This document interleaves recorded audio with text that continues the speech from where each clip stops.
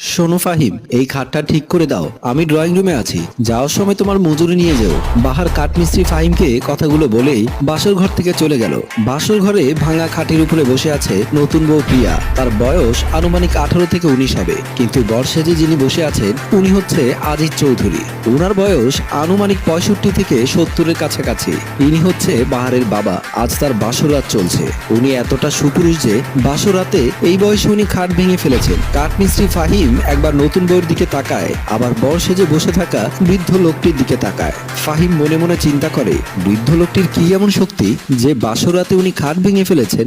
বুঝেছি, এই বয়সে কচি বউ পেয়েছে, তো তাই যৌবনের সমস্ত শক্তি দিয়ে কচি বউয়ের উপরে চেপে বসেছেন, অমনি খাট ভেঙে গেছে। তবে বাসরাতে যে পুরুষ খাট ভাঙতে পারে সে যেমন তেমন পুরুষ নয়, উনি হচ্ছেন আসল পুরুষ। ফাহিম কথাগুলো মনে মনে ভাবছিল, আর নতুন বউয়ের দিকে এক পলকে আবার পরক্ষণে বর সেজে বসে থাকা